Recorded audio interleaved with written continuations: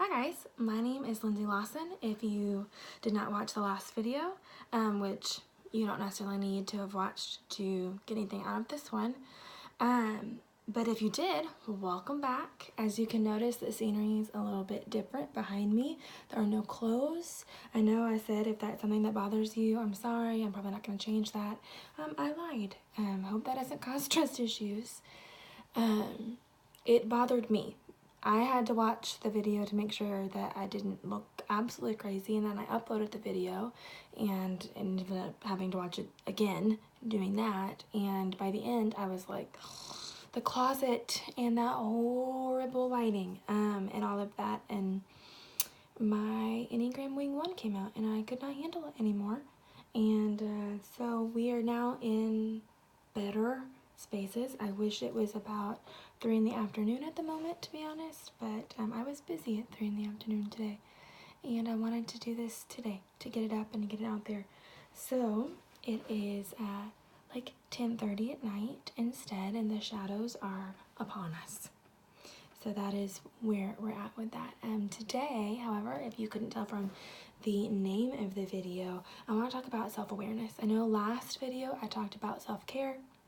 With self-care, it is important to have self-awareness so that you know when you need to be really caring for yourself, and so that you know, in all honesty, things you'll actually be able to keep up with and do self-care wise, and things that are really kind of out of reach at this point in time, or just not in your personality wheelhouse. That's okay.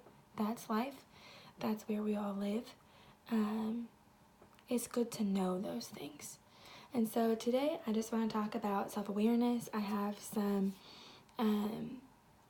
things that are not necessarily new things. I am very aware of how many videos there are on self-awareness, but my hope is just to be able to bring things to you in kind of a new light maybe, or just say them for the 15,000th time. I can't remember how many times you have to hear something before it sinks in, but it's a large number, and maybe this is that number for you. So if you're watching, kudos, because the title was not something that sounded like it was gonna be, you know, laughs and giggles and tons of fun. So you're already on that journey, which is great. So I do want to say that I am not an expert necessarily. I am in grad school, I said in the last video, for counseling, and so I do feel like I've read a lot of books about self-awareness and that type of thing, and have a point of view that I think has some value to bring, and so there's that. I do have notes in front of me. I wanted to let you know, in case you see me looking down, it's not like a nervous habit, not that that's out of the question, but I did make notes this time because last time it did go on for 30 minutes, and that's a long time, and I want to be respectful of other people's time as well. Even though I'm a verbal processor, you may not be, probably are not, and so I wanted to kind of gather my thoughts beforehand a little bit better and have some notes in front of me, because I wanted to make sure I could get everything in and get it a little bit more concise than 30 minutes. That way more people will actually watch it, which would be great. Not that I'm out for numbers, but that way more people can hear this information. I wouldn't be making the video if I didn't want to give this information to people, as well as just to be respectful of people's time and to not ramble on about random things, which I don't completely promise not to do, in all honesty, but I'm trying. I'm trying. Video number 2, and we're already trying. Progress. So that's what's over here on a little like table are the notes, so that I don't forget the things or ramble on continuously. So we'll get into it from here. I know last video I talked about Enneagram. If you didn't watch that, again, that's totally fine. I wanted to show you the book I was talking about. It's this lovely yellow book. Ian Morgan Crone, Suzanne Stabile, I think is how you say that. It's yellow. It's on Amazon. It's been really, really great and really helpful. I'll be honest, I have not read the whole book yet. I said I am in grad school. That's a lot of reading that I'm already doing. But I did read the part about me, and enough to know that I am for sure too. So that's what I'll be talking about some in this video. So there's that. There's also this lovely Richard Rohr book. It's called The Enneagram, A Christian Perspective. Richard Rohr and Andreas Ebert. Oh. So there's that as well. That has been really great resource for me as well. And if you're wondering, this is like my nightstand over here. So it's lovely. Got my nice little candle as well. Chilling over here. It smells good. Okay, so let's get into the self-awareness. So starting to talk about self-awareness and starting to think about where to start with that, I decided to start with the Johari's window. And most people don't necessarily know what that is, so I'm going to kind of walk through it. If you know what that is, you probably can skip a little bit into the video. Johari's window is a concept that we use in human sciences, really counseling and that kind of stuff, especially psychology, that kind of thing, that talks about the different parts of self. So there are 4 panes in the window, if you'd say, or quadrants in the window. So the first one is going to be the known. And so that quadrant is things that, like if someone was sitting across from you, these are things that you know about yourself and they also know about yourself. So this is the known quadrant part of you. So like my eyes are blue. You know that. I hopefully know that. And so that is in the known. And so that's part of me that is known. There are other things that will be known. This is going to expand and shrink depending on who is sitting across from you a lot of the time, how well they know you, and how reserved you might be. Sometimes can make this shrink or expand, but it's going to be different depending on who's sitting across the table from you as well. So there's that. So that's the known quadrant. And the second quadrant is the hidden quadrant. So that's going to be things that you personally know about yourself, but the person across from you does not know. Things you have chosen not to share with them, or not to share with them at this time. And that's not necessarily a bad thing. That's just something to be aware of, is the hidden quadrant. A lot of that is, why are these things hidden? Is it good that it's hidden? Is it wise that I've not shared all of the things with you yet, based on how long I've known you, how comfortable I am in our relationship, what kind of trust we have built in our relationship? Or is this a self-preservation thing that may not be healthy and may need to be looked at a little bit more? If there's nothing in the hidden quadrant, am I oversharing? I am guilty, party of one for that. So there's no judgment here for any of this, but it's something to be aware of. What the person across from you knows and what you've hidden and why. The why is so good. The why is so good. I love the why. So that's the second quadrant or pane of that Johari's window. The third is going to be the blind. And this is, to me, one of the most interesting quadrants. So the blind quadrant is the quadrant that the person across from you knows. Things that they know about you that you are blind to, that you do not know about yourself. So this is both the most intriguing and the most terrifying quadrant for me. As a 2, Enneagram 2, with a wing of a 1, one of my biggest fears is to be told about myself. Like, that is just something that I try at all costs to not have happen, if I'm completely honest. So I have realized that in my journey of self-awareness, sometimes I am trying to be self-aware purely so that no one beats me to that punch. Purely out of protection for myself, that my little sensitive heart already knows these things that I do, and these things that are flaws, and these things about myself that may be quirks or whatever, and I'm gonna beat you to it. I'm gonna say I'm a verbal processor before you can ever call me a rambler. And so one of my goals is to make that blind spot as tiny as possible, and that is good. In a lot of ways that is good, and in a lot of ways that is bad, because the reason why I'm doing it. We do want that blind spot to be small, right? You don't want the person across from you to know necessarily things about yourself that you don't know about yourself, even though that's just reality. Everyone has this quadrant, this window pane. But why I want to make it smaller is kind of right. Gotta check the why, the motivation there for me. And so you have the blind. In the blind, you may have things like that what you say and what you do don't line up. right? So someone else may be aware of that before you're aware of that, that you're saying this thing is a thing you believe, and yet your actions don't seem to line up with that. You're saying that you value my friendship, and yet you don't call me often. You're saying whatever, right? There's those types of things. There's also things in the blind that could be possibly more positive, right? Let's go on a positive skew for that for a moment. Sometimes as a 2, I have a hard time seeing value and worthiness in myself. And so my best friend, one of my best friends, Stephanie, who's also my roommate, she, I think, probably understands my worthiness and my value better than I do a lot of the time.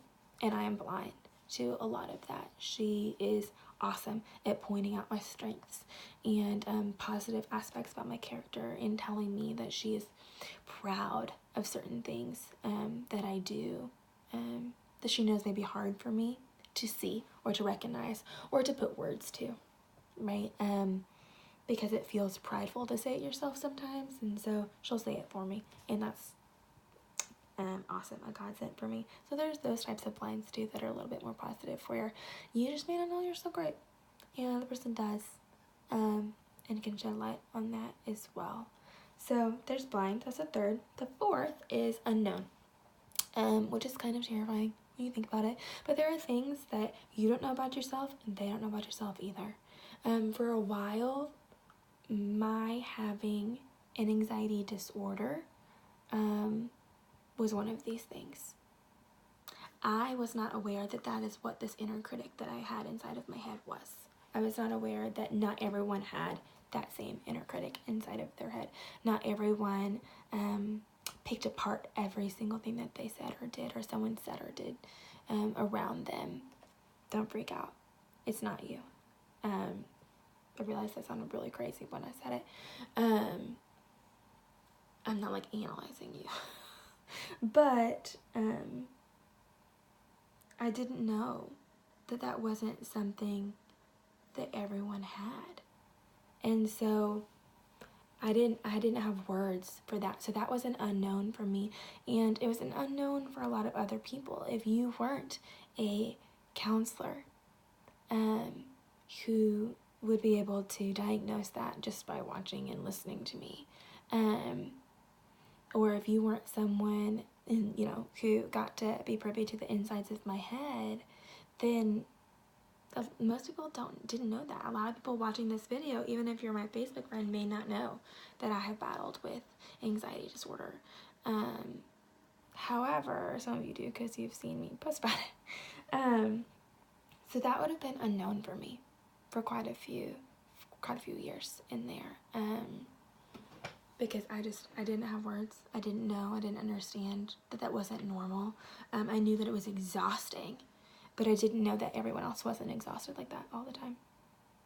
I just lived with it. It's just what it was. So that would be unknown. So there are obviously 4 different quadrants, as I've said, to the Charlie's window, and I think that's a great place to start when talking about self-awareness, because that is kind of how I think about self-awareness. What is known, what is hidden, what is blind, if you can know what is blind, and what is unknown. And obviously the goal in self-awareness is to figure out how to make the blind and the unknown smaller, while making the known and the hidden bigger. Because hidden, again, isn't always bad. If you're meeting someone for the first time, you may feel a connection to this person and want to share things with them. But especially if you've lived life a little bit, and may not trust wholly at first, you may hold back a little bit. And there's nothing wrong with that. Different personalities do different things for different reasons. Enneagram, guys, I'm telling you, those books are amazing. But a lot of time, it's not as much about what you're sharing or what you're choosing not to share as much as it is about why you're choosing to share it or why you're choosing not to share it. Because even if I make that hidden part really small, am I sharing all of these things with this person to gain acceptance? Am I sharing all of these things with this person to seem warm, to seem a certain way to this person? Am I sharing all of these things with this person out of true and good and wise motivation and desire for intimacy and a healthy desire for intimacy in this relationship? Or am I sharing all of these things to fulfill a different need? And that's just something that is neither good nor bad. Even if those desires may not be the healthiest desires for you, I want to emphasize it doesn't make them bad, right? It just means that some desires not being met. And this may not be the best place to meet that desire, but by all means, let's get that desire met. Let's figure out a way to do that. But that desire is never going to be fully met healthily when we are pursuing it in necessarily unhealthy ways. So it's just something to be aware of. And I am by far in that boat, hardcore in that boat. But when we push into those hard things, that's where we get fruit, that's where we get progress, and a lot of times healing and just deep fulfillment. So there's that. I wanted to go in from that. As I've said, I don't know all the things about Enneagram, so I'm not going to talk about all the different types and all of that kind of thing in this video, because I am not an expert on Enneagram, like at all. But I am an expert on my experience with Enneagram. So I'm going to talk about that. And I will link down below podcasts and resources and all kinds of goody stuff like that. If you're crazy like me and you watch this video and you're like, I must know now about all the Enneagram things and what number I am. And if you're one of those people, then you can obviously look. Oops, sorry. My thing said I have low battery, so we're gonna keep going. I'm gonna link those down below so that you can go look at all that great stuff, but I'm not gonna go into that right now. I'm just gonna talk about my personal experience with Enneagram 2. So my personal experience into self-awareness with Enneagram, because that is, I would call Enneagram first a journey in self-awareness and knowing thyself, and second, a journey in empathy and knowing how to best love and care for others. And just a general recognition, whether or not you know someone's type, that people are different from you, and that is awesome, and that is how the world turns around. And so even if you feel a certain way in a situation, that doesn't mean that they do, or how you would react in a situation, that doesn't mean it's how they even should, right? None of the types are good or bad. There are different levels of healthy and unhealthy within the different types. And learning your type and learning what's healthy for that type can kind of unveil where you are on that scale. And again, there's nothing bad about that. It's just an opportunity to pursue health and wellness and peace there as well. For anyone who's watching that may be a Christian, it does have some Christian roots there. There are a lot of Christians talking about it. A lot of the podcasts I'm going to list down below are Christian speaking. If you are not a Christian, I'm so glad you're here. And by all means, you can still listen to those podcasts. And I'll try to find some that maybe aren't as well, if that would be a little bit more comfortable. So there's that. I'm an Enneagram 2.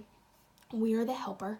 And when I was looking for my Enneagram number, I couldn't figure it out for a little while. I'm going to be completely honest about that. It was really hard for me to find, and I know now why that is. I ended up finding my number because there are 3 different triads on Enneagram.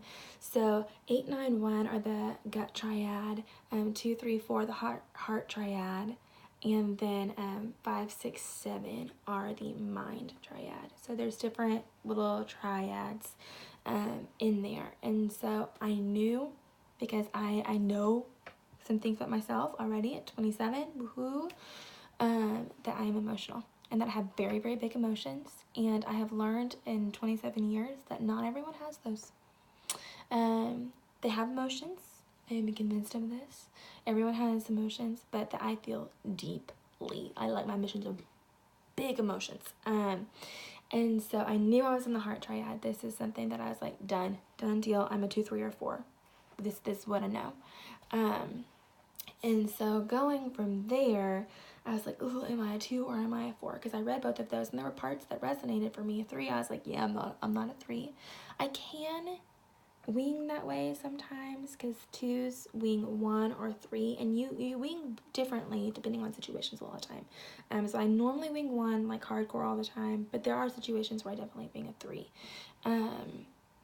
And so there's that. But I was like, I'm a 2 or a 4. These are the ones. And so then I looked at the different triangles, because in Enneagram, whatever number you are, there's a number that when you feel insecure or like under pressure or stressed, that you'll become the bad parts of. Yay! And then there's a number that when you are feeling healthy and secure and not stressed, that you become the good parts of. And so I was looking at that triad to try to figure out, okay, which triad makes more sense, 2 or 4? I can't remember what 4's was, but it didn't make sense, I can tell you that. I started looking at also wings. So I was like, okay, do 3 and 5 make more sense as wings, or do 1 and 3? And once I looked at wings in particular, I was like, I'm a 2. Because I knew I wasn't a full-on 1. I am not neat or perfectionistic enough necessarily for that. My roommate is a 1, and so I know what a true 1 looks like, and I was like, we're not the same. And 1's not in the heart triad, so I knew that was a dead giveaway as well. But reading the 1, I was like, yeah, I definitely hardcore wing to perfectionist there, for sure. So figuring out that that's how I wing. Also, the reason it was hard to pick between 2 and 4, I become the good parts of a 4 when I'm not stressed. That's part of my triad. And the not so healthy parts of an 8 when I'm stressed. So that helped me figure out my number there. Once I figured out my number, I figured out part of why it's really hard for me to figure out my number. And part of that was because I had these preconceived notions of what a 2 would be and what they would look like. And part of that was because I had listened to other people's opinions of what 2s were. And I was like, oh, I don't go around cleaning it behind people. I don't know if I'm really helpful enough to be a helper and all of that jazz. And realizing that, yeah, that's a very 2 thing to think and say. And so, ta-da. We have a hard time really taking a hard look at ourselves sometimes. We are very outward focused on other people, even though I have that 4 when I feel secure, so I really can dive deep inside and figure some of that stuff out and be more introspective. Most of the time I'm outward focused, and 2, 3s, and 4s in particular are outward focused, sorry guys, it's at like almost 11, in seeking their identity as well. So basically they look outward for their identity, and everyone I asked, what Enneagram type do you think I am, said, yeah, we're not supposed to tell you that. And I was like, so you're not gonna tell me what I am? And so that made it very difficult to figure out what I was, because I needed their opinion of me. I was like, I think I'm this, but I need to know what your opinion is, because I hold other people's opinions, especially of me, a lot of times higher than my own. So that is something that once I figured out I was a 2, I was like, well, that resonates. That definitely explains why it was so hard to figure out that I was a 2, because my worthiness and my identity is a lot of times wrapped up in other people's views and opinions of me. And no bueno, right? That's not good. That's definitely an area to work on. That's part of the struggle of being a 2. And then looking through the rest of my struggles, being a 2, looking at my notes, trying to keep up here. One of my personal struggles that is common-ish for 2s is seeing so much value and so much worth in the others around me, and yet not being able to see that same value and worth in me, which is part of why I'm so outward focused, because I feel like that's where the worth lies. That's where the value is. As a 2, the motivation and desire for a 2 is to have like the deepest intimate relationships possible. They love people. They want to be in the deepest, most, intimate relationships that they possibly can with every person they meet. So that's another struggle over too. As I've gotten older, I've gotten better at realizing that I was not meant to be best friends with every person, just not. And to really focus in on those who are in my inner circle and strengthening those relationships and those connections and that intimacy that lives there in my core people, my 2AMers, as I call them, that I can call at any time and that are mine, my people. Not that I can't add to that, but in reality, there's only some people that can live in that inner circle and actually have good relationships, right? Deep relationships there. And so that's one of my core desires. And one of the ways that I try to fulfill that desire is to love others. So essentially, I am loving to be loved. And so trying to earn that a lot of the time. That's why we're the helpers. And so a really healthy, mature two is going to love other people altruistically, and an unhealthy or immature, but really just unhealthy a lot of the time too, is going to love others in order to get love in return. Yay, humanity. That's reality for a two. And since I'm a two that wings one, I've realized that my little niche is really that not just do I help people in order to earn love, I am trying to earn love by being perfect, being a perfect sister, being a perfect daughter, being a perfect friend, being a perfect. And so when I do not reach perfection in those things, it can be soul crushing for me. And so that's one of those things that I've learned. And it's really relationship driven, relationship focused, which is why I'm definitely a 2 and not a 1, because ones are seeking perfection, but I'm seeking perfection in relationships in particular. Employer relationship as well, thrown into there. The earning love. 2s also, because we are loving in order to be loved a lot of the time and to feel appreciated. Because that's how we get our identity, right? That's how we get value. A lot of the time is a manipulation is definitely a hardcore thing. I don't want you to think 2s are like all roses. I don't feel like I've painted us that way. That's not how I feel about us 2s. But we can tend to be manipulative as well. That is something that we struggle with. We are definitely empaths. We feel the feelings of those around us, and we get into their lives and their stories, and we listen intently. But because we are so good at reading others and so good at empathizing with others, we also have a very great talent for manipulating. Because we know the right thing to say at that moment. We know what feeling they're feeling. We know what we would want to be, what we would want to have said to us. And so if we say this thing, then you're going to love us, right? And so sometimes it's been manipulating to get something, but a lot of times it's just manipulating to be loved, and in all honesty. So there's that as well that we've got to kind of watch and keep in check and all of those types of things. 2s are definitely affected by others. Not, I wouldn't say the most, but definitely the heart triad is a lot affected by others.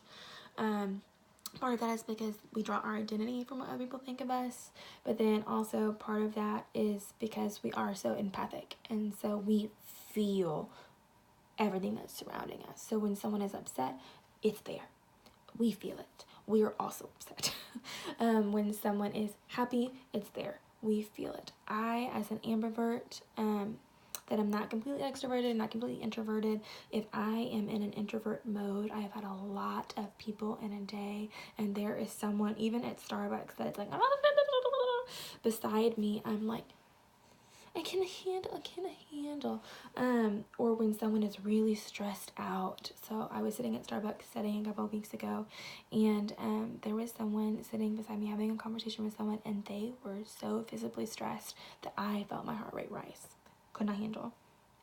Ended up having to actually move. Not because they were being too loud, but because just their body language and their tone, even with headphones on, out of the corner of my eye, just knowing how very stressed this person was really stressing me out. So we're a little neurotic that way. So there's that. So that's kind of I really was trying not to make this a 30-minute video. Apparently that is what I do, those 30-minute videos. So that is all I really am going to share at this point in time about Enneagram and about my journey with Enneagram. I have some more to come in a video I'm already planning that I'm pretty excited about.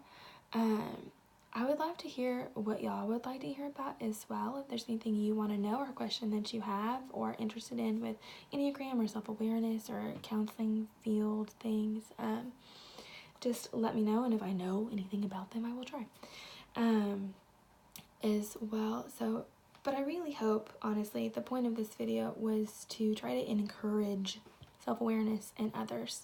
Not because I'm a master at self-awareness, very, very far from it, but because I feel it is such a worthy, valuable thing to spend time and effort on. It is a hard thing. It is very hard. But Justin Timberlake tells us, right? We can do hard stuff. He wants the hard things. I love that song. If you've not heard that song, go listen to that song. It is my current just jam, because he tells us we can do hard things, and God also tells us we can do hard things. But I think it is just such an exercise in being able to know myself and even love myself, so that I can love others better as well. It's not, self-awareness is not a selfish thing, to explore the self and to know the self. If anything, it helps us to love others better, because then I know that I have the tendency to manipulate and I can keep that in check, right? But it also helps me to love me, because we are told to love others as we love ourselves. And if you don't know how to love yourself, I don't know how you do that, right? If that is what we're told to do, but you don't know how, that's hard. And I am the guiltiest party of that, especially as a two, of having to really figure out how I love myself, and figuring out value, my own value based on who I am, not on what others think of me. So there's that. I really, really hope and pray that this was interesting and something that you would like to explore some more. So have a great night if it's nighttime, have a great day if it's daytime, and I will see you later.